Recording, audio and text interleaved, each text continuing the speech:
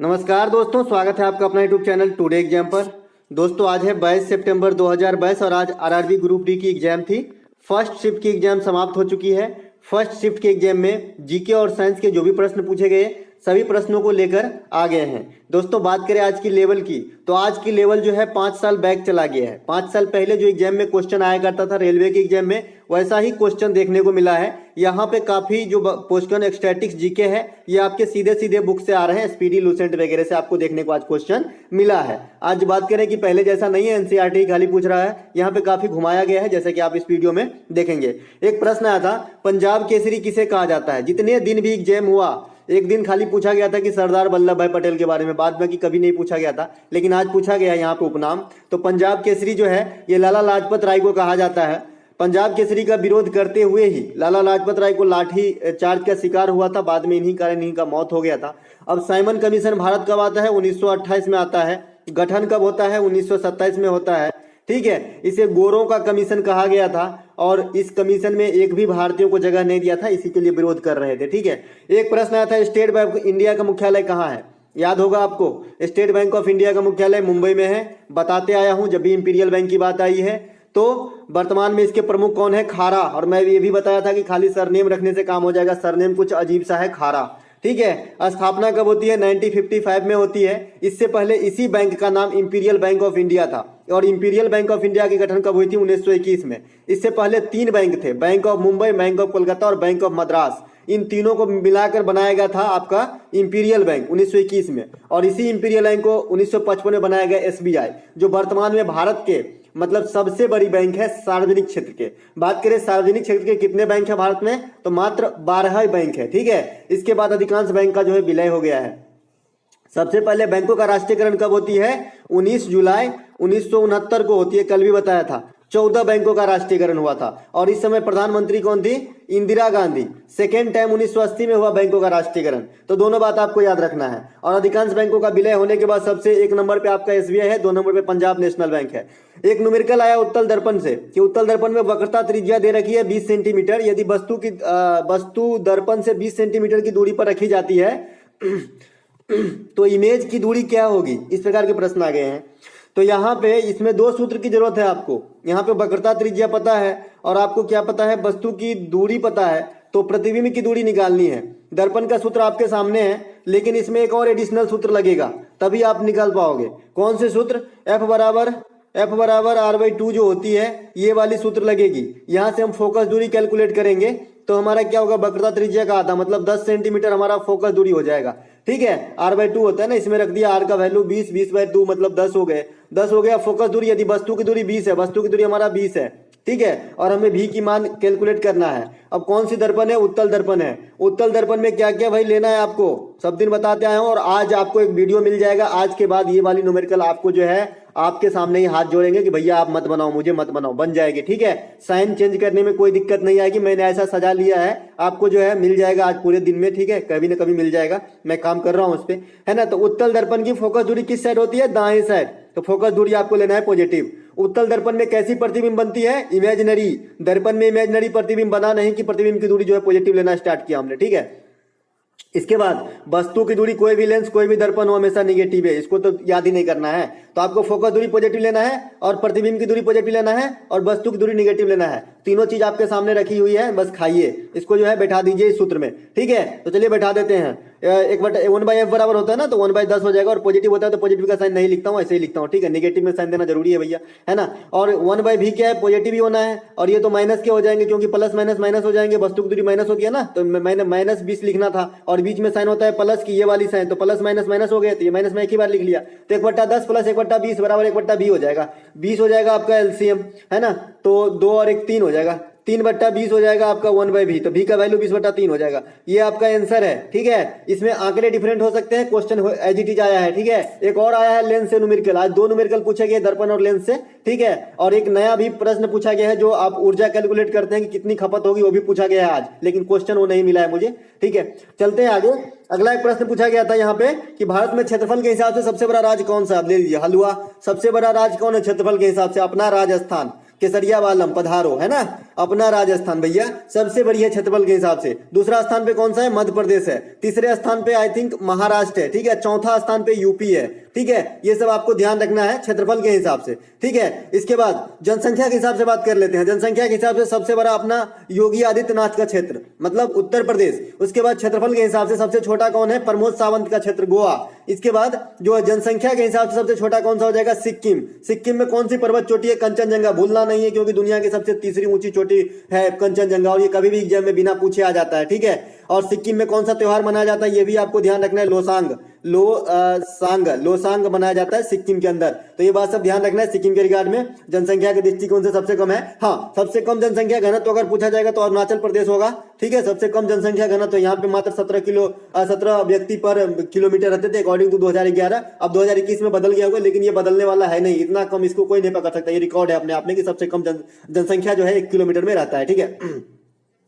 अंडमान और कार निकोबार द्वीप को कौन सा चैनल अलग करता है? बताया था, मैंने बताया था भैया कि एक ज्योग्राफी का वीडियो आप लोगों को दिया था, इसमें बताया था। तो ये 10 डिग्री, और यहीं पर मैंने याद रखने के लिए बताया था कि 8 डिग्री भी है और 9 डिग्री भी है। तो 8 डिग्री में जो है दोनों चीज सेम है। मिनी क्वाई से मालदीव, दोनों मौ से है। मिनी क्वाई मालदीव जो है आपका 8 डिग्री, ठीक है। और एक है आपका लक्षद्वीप मिनी क्वाई 9 डिग्री।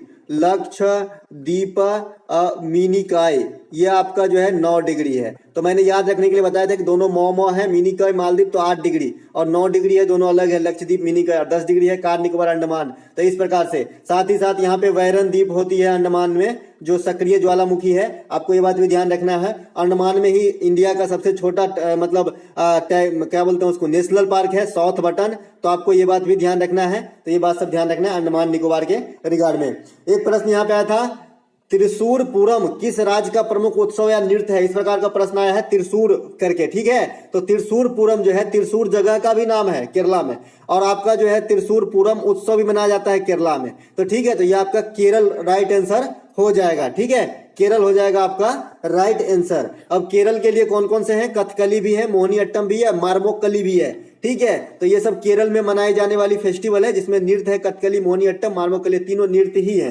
ठीक है। उसके बाद आप एक ओनम ले लीजिएगा, ओनम भी मनाया जाता है केरल में, ठीक है। इसके बाद पोंगल, जलीकट्टू तमिलनाडु, थाईपुसम, ये सब तमिलनाडु में मनाए जाने वाले त्योहार हैं। पोंगल, जलीकट्टू सांडों की लड़ाई होती है। थाईपुसम जिसमें सुई वगैरह चुभा के जो है करतब दिखाते हैं अपने देवी देवताओं के लिए। तो ये सब जो है आपका तमिलनाडु में मनाए जाते हैं। इसके बाद फुलदेव त्योहार, फुलदेव जो है आपका फूलों की घाटी से, याद रखिए उत्तराखंड में फूलों की घाटी है, तो फुलदेव त्योहार जो है ये उत्तराखंड में ही मनाया जाता है। लेकिन एंथुरियम में वो अलग त्योहार है, वो भी फूल से संबंधित है, वो नॉर्थ ईस्ट का है, ठीक है। तो दोनों में फर्क है। हाथी उत्सव आपका राजस्थान में, साथ ही साथ आपका पुष्कर मेला राजस्थान में, ये सब राजस्थान में। लंबी मूछ की प्रतियोगिता ये भी राजस्थान में होती है, ध्यान रखिएगा। बांग्ला त्योहार, नोंगक्रम त्योहार, ये मेघालय में मनाया जाता है। बांग्ला और नोंगक्रम, बांग्ला देख के जो है पश्चिम बंगाल नहीं मारना, ये एक्सेप्शनल है, इसलिए मैंने यहाँ पे लिख लिया, ठीक है। एक प्रश्न आया था, कल ही बताया था ना जी, गौतम बुद्ध ने अपना प्रथम उपदेश कहाँ दिया था और सबसे अधिक उपदेश कहाँ दिया था? दोनों बात बताया था। तो गौतम बुद्ध ने प्रथम उपदेश जो है ये सारनाथ में दिया था, और सबसे अधिक उपदेश की बात करेंगे तो कोसल देश की राजधानी श्रावस्ती में दिया था, जो मैं आगे लिख के रखा हूं। और ये भी बताया था कि 16 महाजनपद की जो ये है ना मतलब वर्णन, ये अंगुत्तर निकाय नामक किताब में है, ये भी बताया था, ठीक है। तो यहाँ पे गौतम बुद्ध का प्रथम उपदेश कहाँ दिया? सारनाथ में। सारनाथ उत्तर प्रदेश में है जी, सारनाथ, है ना। और बुद्ध का जन्म लुम्बिनी में होता है, ये कहाँ है? नेपाल में। मृत्यु कहाँ होता है? कुशीनगर में, ये कहाँ है? उत्तर प्रदेश में। आपसे अगर पूछे कि विदु अपने अंतिम दिन किसके संरक्षण में गुजारे, तो मल्लों के संरक्षण में, मल्लों के संरक्षण में इनकी मृत्यु हुई थी, ठीक है। गृह त्याग की घटना को क्या कहा गया? महाविनिष्क्रमण। ज्ञान की प्राप्ति को, या कहिए कि प्रथम उपदेश को तो धर्म चक्र परिवर्तन, और मृत्यु को महापरिनिर्वाण कहा गया, बुद्ध से संबंधित। इसके बाद प्रथम उपदेश दिए थे कहाँ पे? सारनाथ में। सर्वाधिक उपदेश कहाँ दिए थे? श्रावस्ती। श्रावस्ती कहाँ की राजधानी है? कोसल। कोसल उस समय देश हुआ करता था, महाजनपद हुआ करता था, उसके अलग अलग टुकड़े हुए करते थे। तो उस समय कोसल की राजधानी श्रावस्ती थी, जहां की राजा प्रसेनजीत थे, ठीक है। गौतम बुद्ध पाली भाषा में भाषण देते हैं, वहीं भगवान महावीर जो आपका प्राकृत भाषा में भाषण देते हैं। दोनों में फर्क है थोड़ी। इसके जो पवित्र ग्रंथ है त्रिपिटक है, इसके जो पवित्र मतलब ये वाक्य है वो त्रिरत्न है ना। सम्यक आचरण, सम्यक ज्ञान, सम्यक दर्शन है इनके जो है सुत्त पिटक, अधीन पिटक और विनय पिटक है। इसके बाद 4 बौद्ध संतति होती है, जिसमें पहला जो है आपका कहाँ पे होता है, राजगीर में होता है, दूसरा अजातशत्रु के समय, दूसरा जो है कालाशोक के समय आपका वैशाली में, इसके बाद पाटलिपुत्र में अशोका के समय, इसके बाद कुंडलवन कश्मीर में कनिष्क के समय। तो ये बात आपको ध्यान रखना है। अजातशत्रु आपके हार्यक वंश के थे, ठीक है, बिंबिसार के पुत्र थे, ठीक है। मतलब ये कौन, अजातशत्रु। एक प्रश्न आया है यहाँ पे, सर्वोच्च न्यायालय में मुख्य न्यायाधीश की सेवानिवृत्ति आयु क्या रिपीट किया है तो 65 वर्ष है, वहीं पे हाई कोर्ट में 62 वर्ष है, ठीक है। सर्वोच्च न्यायालय की गठन की बात करेंगे तो आर्टिकल 124 है जो 1950 में गठन किया गया था, और ये आपका जो है दिल्ली में स्थित है। और अभी वर्तमान में इसके जो चीफ जस्टिस है जल्दी में अभी तुरंत में जो है मतलब बदले हैं, यूयू ललित बन गए हैं एम एन रमणा के जगह पे। और हाई कोर्ट का गठन की आर्टिकल जो है ये 214 है। वर्तमान में 25 हाई कोर्ट है, सबसे लेटेस्ट वाली आपका जो है आंध्र प्रदेश के अंदर है, जस्टिस यूयू ललित है। चीफ जस्टिस ऑफ इंडिया कौन है, सीजीआई यूयू ललित है। इसके पहले कौन थे, रमना साहब थे।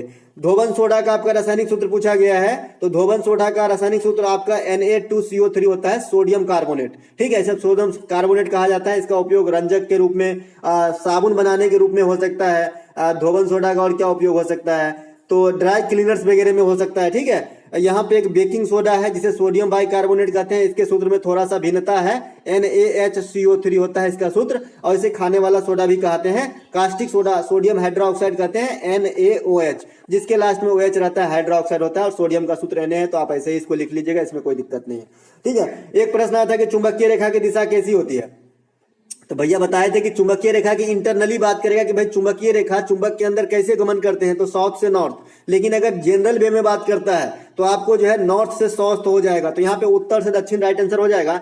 चुंबकीय क्षेत्र का मात्रक क्या होता है, टेस्ला या वेबर मीटर होता है। इसके बाद आपका एक आता है कि दो चुंबकीय रेखा एक दूसरे को कभी नहीं काटती है, ये सब प्रॉपर्टीज है चुंबकीय रेखा की। उसके बाद चुंबक के समान ध्रुवों में जो है प्रतिकर्षण होता है। दो चुंबक ले लीजिए और उसको सटाइए, तो समान ध्रुव की तरफ करेंगे ना तो आपको जो है हाथ को झटकेगा बाहर की तरफ, और असमान ध्रुवों में जो है आकर्षण होता है, ठीक है। इसके बाद चुंबक बनाने की बात आती है तो नरम लोहा या मुलायम लोहा जो है अस्थायी चुंबक बनाया जाता है, और इस्पात से जो है अस्थायी चुंबक बनाया जाता है। अगर मैं नर्म को काट दूं, लोहा का प्रयोग किसमें होता है, तो अस्थायी चुंबक में, तो ये भी कोई गलत नहीं है, ऑप्शन में रहेगा। नरम लोहा नहीं भी है, एक दिन पूछा गया था कि भाई चुंबक बनाया जाता है तो लोहा ऑप्शन में था, तो लोहा आंसर हो जाता है, और क्या।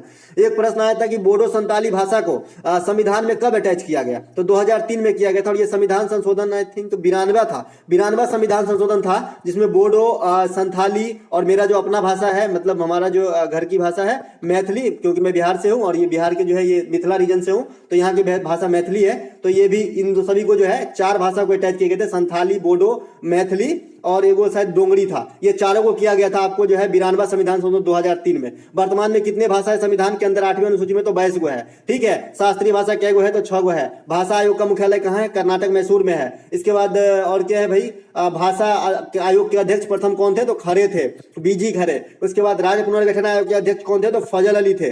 राज्य पुनर्गठन आयोग के तहत बढ़ने वाला प्रथम राज्य कौन सा है, तो आंध्र प्रदेश है। तो ये बात सब आपको ध्यान रखना है। इसके बाद में और कुछ है भाषा से, क्लासिकल भाषा बताई दिया लेकिन चर्चा नहीं किया, तो फिर से एक बार कर देता हूं। तमिल, तेलुगु, कन्नड़, मलयालम, संस्कृत, ओडिसी, ठीक है। एक प्रश्न फिर से यहाँ पे देखने को मिला लेंस से।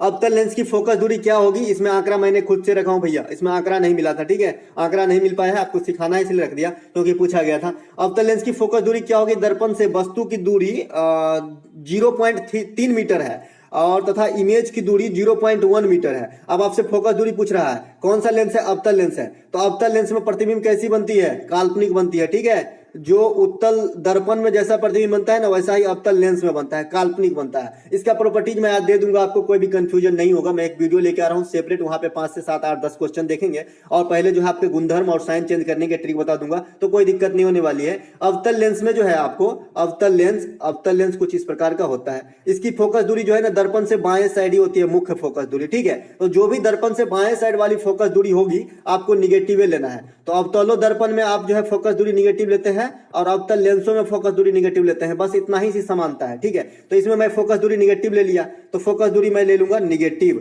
तो फोकस दूरी हमारा कितना है भाई, फोकस दूरी क्या होगी पूछ रहा है, तो कुछ भी आएगा तो ये निगेटिव में आएगा, ठीक है। फोकस दूरी में मुझे निगेटिव में कैलकुलेट करना है। इसके बाद वस्तु की दूरी दे रखा है आपका, यू दे रखा है कितना, 0.3 मीटर, तो 30 सेंटीमीटर लिख लेते हैं, और वस्तु की दूरी हमेशा निगेटिव होती है। और इसके बाद क्या है, इमेज की दूरी दे रखा है भी, और कौन सा दर्पण है, अवतल लेंस है। तो अवतल लेंस में उत्तल के जो अवतल दर्पण होता है ना, वैसा काम करने लगेगा। तो उत्तल दर्पण में कैसा लेते थे आप, और तो उत्तल दर्पण में कैसा लेते थे साइन, उत्तल दर्पण में भी का साइन कैसे लेते थे, तो हम लेते थे भैया पॉजिटिव। तो यहाँ पर हम अवतल लेंस में ले लेंगे भी का साइन पॉजिटिव, ठीक है, भी का साइन हम ले लेंगे पॉजिटिव, ठीक है, यहाँ पे हम भी का लिए पॉजिटिव, ठीक है। तो अब हम चलते हैं आगे, इसी से हम सॉल्व कर लेंगे। आप मुझे सॉल्व करके ये क्वेश्चन बताएंगे और देखते हैं इसका आंसर कितना आता है। मैंने यहाँ पे साइन आपको बता दिया है। चलते हैं आगे, चलते हैं आगे। अगला एक प्रतिबिंब है यहाँ, मतलब क्या बोलते हैं इसको, मतलब एक प्रश्न है, फ्लेमिंग के बाएं हाथ का नियम क्या है, फ्लेमिंग के बाएं हाथ का नियम क्या है। तो फ्लेमिंग के बाएं हाथ के नियम से एक प्रश्न आया था, चुंबकीय क्षेत्र से संबंधित है, फ्लेमिंग के बाएं हाथ का नियम है, ठीक है। एक प्रश्न यहाँ पे आया था कि CaCO3 को गर्म करने पर क्या प्राप्त होता है, तो CaCO3 को गर्म करने पर कैल्शियम ऑक्साइड CaO प्राप्त हुआ है। और कल मैंने CaCO3 के बनाने की रिएक्शन आपको बताया था अपनी तरफ से, ठीक है, कि CaCO3 को जब जल के साथ प्रतिक्रिया करा रहे थे CaO को, तो CaCO3 बन रहा था, है ना, कल बताए थे ना आपको। संगमरमर की इसकी सूत्र होती है कैल्शियम कार्बोनेट बोलते हैं इसे। तो इसका उल्टा पूछा गया है, एग्जैक्ट तो नहीं पूछा गया। चलते हैं आगे। एक प्रश्न आपको यहाँ पे पूछा गया है, एक प्रश्न पूछा गया है, पोंगल कहाँ मनाया जाता है। आज आर्ट एंड कल्चर से 2 प्रश्न देखने को मिला और RBI से 3 प्रश्न देखने को मिला, अभी आप देखेंगे। तो पोंगल कहाँ मनाया जाता है, तो ये आपको तमिलनाडु में मनाया जाता है। बैंकों का बैंक किसे कहा जाता है, तो ये आपका RBI का कहा जाता है। एकदम 1 सिलेबी का क्वेश्चन है और RBI के बारे में ज्यादा मटेरियल नहीं, मैं आगे छाप के रखा हूं इसलिए नहीं लिखा।